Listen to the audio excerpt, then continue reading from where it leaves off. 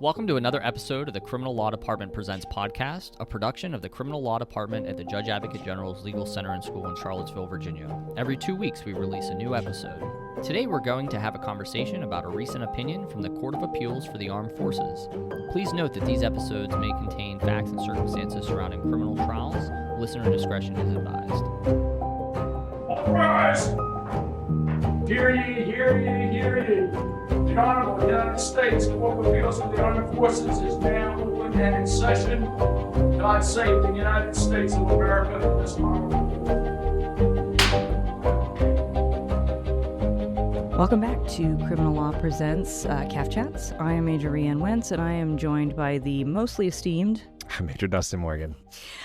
We are back, and we are here to talk about United States versus Strong, which is a really interesting case that I think has implications beyond, sort of the four corners of the decision. But before I get ahead of myself, this is a case about the gravamen of the offense was negligent homicide.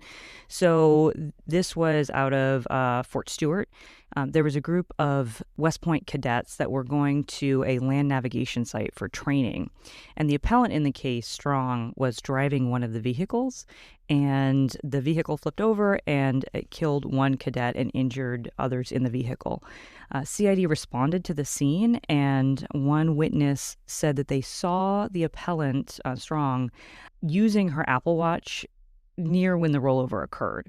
And so C.I.D. obtained a search authorization for both Strong's phone and for her Apple Watch. They went to her living quarters, and while she was getting dressed, getting ready to turn this stuff over, there was an NCO that was in there supervising her. The C.I.D. agent wasn't in the room all the time, but while she was in there getting dressed, getting ready to turn this stuff over, the NCO basically said several times that she wasn't allowed to use her phone. The C.I.D. agent eventually came in and saw that she was trying to use her phone.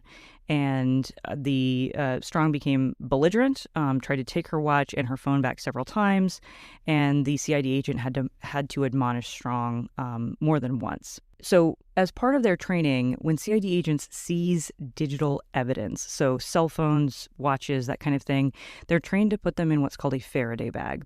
A Faraday bag essentially prevents electronic signals from going in or out of the bag. Now, in this case, the C.I.D. agent did place the digital evidence in what was at least labeled a Faraday bag, but ultimately was not successful as a Faraday bag. And what I mean by that is either the bag was defective, it was mislabeled, it was left open, there was some issue that allowed signals in and out. Normally, if a Faraday bag works, then the signals are not allowed in and out. And then when CID returns to the office with whatever the digital material is, then the CID agents there, the forensic examiners, can make a forensically sound copy of the data that's on the phone. Anyway, in this case, they were unsuccessful in using this Faraday bag, and ultimately the data eventually was erased before a forensically sound copy could be made. And so there was a lot of timestamps in the opinion, but ultimately what matters for this opinion is that the evidence, the digital material on both the phone and the watch were erased before CID could make a copy of it. And what CID eventually found through a Stored Communications Act warrant, 2703 warrant, was that the accused had used her laptop to search for things like Find My iPhone, erase iPhone remotely, and had ultimately been successful in doing that. She had signed into her iCloud and had wiped both the phone and the watch. And so ultimately, the question in this case it's not a Fourth Amendment question. It's not a search and seizure question. It's actually a legal and factual sufficiency question for Article 131 Echo. And essentially, it's whether CID was endeavoring to seize the digital content of appellant's iPhone when she erased it. And C.A.A.F actually ended up concluding that the seizure of the digital content was not complete when CID seized the iPhone and placed it in the Faraday-labeled bag, and that CID was still endeavoring to seize the digital content when the appellant erased it. And I promise, Major Morgan, I will let you talk here in just a second. But first, I want to talk about the charging structure in this case, because I think When I was a captain, I used to make fun of those field grade officers who would say, hey, I think that's in 134, or would give me some piece of advice that was based on their practicing 5, 6, 10 years ago. I used to make fun of those field grades. And today I became one of those field. I am one of those field grades now. Because what I said was, I think obstructing justice is in 134. No. It was prior to the MJ 2016 Act. And so I went down a bit of a rabbit hole in figuring out, one, where obstructing justice was, and then also what prompted the move. And so 134 used to house obstructing justice. It used to be an enumerated offense under Article 134. And so then I went to the massively long Military Justice Review Group recommendations report and looked at basically what their rationale was in recommending a change in moving obstructing justice from 134 to this sort of new scheme under 131. And it's 131 basically Bravo through Foxtrot. Yep. Yeah. And so there is an obstructing justice, and we can talk about that. And there is now this 131 Echo, which is prevention of authorized seizure of property. And essentially the rationale for the Military Justice Review Group was to remove that terminal element, because there was really no need for that terminal element. Obstructing justice, the prevention of the authorized seizure of property, both of those exist in the civilian criminal context. And so there's no real need to have that terminal element in 134 in order for it to be a military offense. But still unclear as to why there are a bunch of different offenses. A bunch of different offenses as opposed to like one obstructing justice, but you're going to enlighten us on that. So having shared that rabbit hole with literally everybody else, let's talk about how CAAF analyzed this case. Yeah, so like always, when they're looking at a statutory construction case, they're just looking at the plain language of it. So Judge Johnson wrote for the majority here. And she starts off by saying, when the words are plain, they're just plain. So it's really an examination of what endeavoring to seize here. In the digital context, we're always talking differently, right? Because I think that we all just basically understand just having the phone does not give you access to the data. And here, like, that proved to be the case because there was a defective Faraday bag, like they were not able to successfully manipulate and copy the data. And by the way, when I always think about this case in my head, I just like imagine a Ziploc bag with Faraday written in crayon in it. Like maybe that's what happened here. I think that's the case. Yeah, unclear. But so they take a look at that.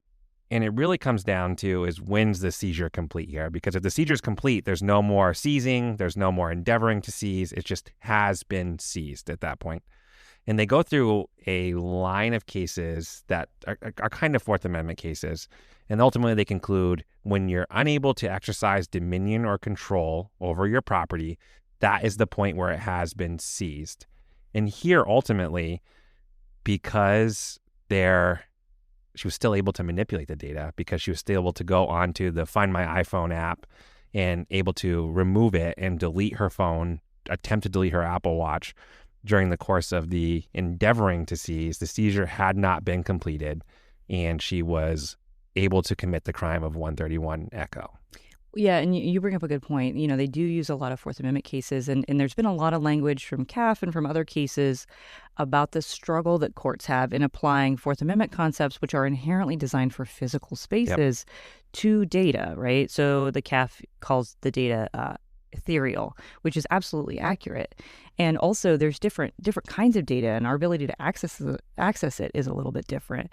But to your point, I think also this case potentially has some impact on Fourth Amendment analysis. Yeah, if you take them for what they're saying, it's worth. I mean, this has much broader implications beyond just what endeavoring to seize mean. It has broader implications for what seizure is, like in a much broader sense. Yes.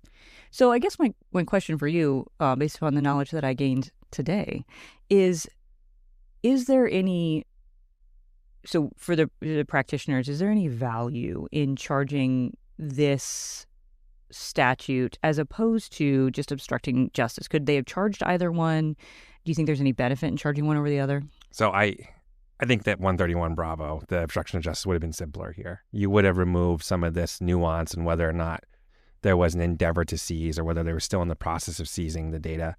I think that what 131 Bravo, the obstruction of justice, requires is that there's knowledge of an investigation and that you're in some way impeding that investigation. I think that when CID knocks on your door at 11:30 at night, they're taking your cell phone, they're taking your watch. You knew what happened earlier in the day where you were involved in a rollover where a soldier unfortunately perished. There's very little question that can be like made in my mind that she knew that an investigation was occurring. I do think 131 Bravo would have been simpler here, but that's why there's these distinct areas of they're all obstruction-based crimes. I know 131 Bravo is obstruction, but Bravo, Charlie, Delta, Echo, and Fox are really all obstruction-based crimes when you look at it. Like one of them is witness tampering, basically, like trying to prevent a witness from testifying in a certain manner or changing the way they will testify. We would have charged that up as obstruction prior to MJ 2016 and its implementation in 1 January 2019. I don't know unless you have a real specific way that you want to argue it or there's a worry that the accused did not know that an investigation was ongoing. If there's much value in charging them in a different manner, I think you're buying a more complicated and nuanced case by doing so. I mean, obviously, Congress had a reason for enacting those laws, but there's no preemption concerns within these articles of the UCMJ. Like a preemption is a purely 134 concern. So if the UCMJ punishes it and criminalizes it in a specific manner, I don't know why you overcomplicate the simple here. And a case that would have been relatively simple, I think, had you charged obstruction, like we went through not one but two C.A.A.F opinions and a C.A.A.F opinion, and it took over 2 years in the appellate world to settle this. I mean, it's good to have case law on it, but I don't know if there's a lot of value in charging it in this specific manner. Mm-hmm. Yeah, and the fact that it is data complicates it. Agreed. And so if this had been some sort of physical, I don't know, a diary, just any kind of physical, aspect of it, maybe Fifth Amendment issues there, but I think it would have been, we would not have had sort of the issues here. And so, I think if you had destroyed it even, I think a simpler case is if you think that they're going to, the commander orders a soldier to come in and turn their phone over. Mm-hmm. And as the soldiers coming into the office, they throw their phone off a bridge. Yeah. For it to forever. It's a much better example than what I came up with. I think that's much simpler in this context. And I think that does, your charging decision can paint a story sometimes. And I think if you charge it in that way and you want to tell that specific story to the fact finder, I mean, I think that's okay. But I think in these overly complicated areas, especially where it involves data, don't charge things to create case law for that specific purpose because you're gambling with your conviction. I think I've said this before, but don't rent something when you can buy it. Well, and so here's the question. If the Faraday bag had worked... It's done. It's done. It's done. Because what the court says is 131 Echo criminalizes action taken with the intent to prevent authorized seizure of property. The unlawful action must occur before the seizure is complete. And essentially what the seizure is complete, according to C.A.A.F, when the person who has the possessory interest in it can no longer exercise control over it. And so if that's the case and the Faraday bag works properly, then this isn't an issue. Right, because if it had been placed in airplane mode properly, the Faraday bag works. Even if she would have gone onto her computer, gone on to find my iPhone, tried to delete it, it just would have had no effect. Well, and I'm interested to know, I don't know this, and this will kind of factor into one of my recommendations for the field, but even if you put it in airplane mode, you still have access to it. Wi-Fi signals can still go to it. Yeah. And so, I assume if you put it on airplane mode, turn Wi-Fi off, if you take those specific steps. But again, I think all of these cases are going to be extremely detail specific. Yep. It's going to be very much the totality of the circumstances. And then, of course, a timeline here. And I think that goes to my don't overcomplicate the simple. If you can make an argument that the accused knew that an investigation was ongoing and they tried to hamper that investigation in any significant way, you can just charge 131 Bravo. And if you look at the max punishment charts, there's no real difference in the punitive landscape here. It's not like you're getting significantly more, it's the same. So it's not like it changes in any significant manner what your final ultimate end goal is. Also, just getting to label it obstruction of justice, your panel members are going to know what obstruction of justice is. Whereas, I don't even remember, it's the whatever lengthy title 131 Echo is. It's clear, but it's not obstruction of justice, which has a certain ring to it. And I think just lay people just understand that term a lot more than whatever nuanced version of 131 you're otherwise charging. Yeah. So Judge Maggs dissents here. And Judge Maggs essentially says that he disagrees with the majority in that he doesn't think it requires for the person who has a possessory interest to totally be unable to interact with their property, but essentially holds or argues that a seizure occurs when there is some meaningful interference with an individual's possessory interests in that property. And I think that this is really interesting. I'll be interested to see how that language, how the language in the majority opinion, how all of that interacts with any pending Fourth Amendment cases, any pending seizure cases, especially when it comes to data. Like, what does a seizure look like when we're seizing purely data? Yep. Like, I mean, does this affect, like, what's the argument about preservation requests? I won't go down that rabbit hole because I've gone down enough today. But so I think that this language is very specifically about, like, this case is very specifically about this, but I think it has much broader implications. No, agreed. You can analogize this opinion, and you could probably, like, my guess is in the future we'll be able to draw a direct line from this case to Fourth Amendment progression when it comes to, like, digital media. Mm-hmm. So let's talk takeaways. Okay. So one of my takeaways is the importance of experts and understanding the technology. So, having your experts, not only your CID agents, talk about investigative SOP, but also your digital forensic examiners talking about how data is available, what data is available, what data might only be available through the phone, whereas what data would be available or manipulatable. Is that a word? I think so. Okay, we'll go with it. Yeah. Anyway, via other means, so via remote means, right?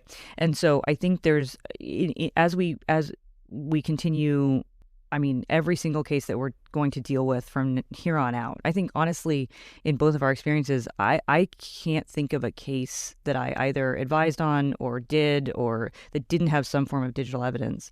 We are going to have to understand this more and more, and it's going to change, right? So obviously we're dealing with AI, we're dealing with virtual reality, we're dealing with this massively new landscape. And so we have to be able to understand the tech, and the way that we're going to do that, unless you already are an expert, and if so, amazing, you're going to have to use your experts here. Yeah, because this is going to be a question of fact for the fact finder in these cases. Like, if you charge one of these cases, like, they're going to have to determine, like, was the law enforcement agency or whoever was attempting to seize the product still endeavoring to seize. And if you don't understand that and you can't communicate that in an effective way, like, they're not going to be able to find for you. Mm-hmm. Yeah, well, and I mean, even beyond that, you're absolutely right. But even beyond that, dealing with motions to suppress, dealing with motions to suppress, dealing with motions to dismiss for 917 motions, right? And so understanding the tech is going to be important from soup to nuts. Yeah. So do you have any takeaways? Again, I just go back to don't overcomplicate the simple. Like, we wouldn't be talking about this case if they charged obstruction. And I'm conjecturing, but I think that's the same result. Had you charged obstruction, like, there probably would have been a conviction for this and for the negligent homicide, and same result ultimately. Yeah. Okay, well, I think that's all we have for this case. I think so too. All right. Well, this is only 18 minutes as compared to 25 minutes on a 10-page opinion for the last episode. Well, I didn't have a script for either one of them. So, good news or bad news, you have to edit them. We did very much take advantage of the fact that you were not here to supervise Major Barrett and I on the previous recording. And so, yeah, who knows what we talked about, honestly. I mean, enjoy your nighttime listening, audience. Listen, I think both Major Barrett and I have very pleasant podcast voices, and so maybe it does help some people sleep. But hopefully they learn something about post-trial processing and statutory construction. Anyway, thank you all so much for joining us. It really means a lot to us that this is helpful for you. If you have any feedback for us, please let us know. But until then, we will talk to you next time on CAAF Chat. Thank you.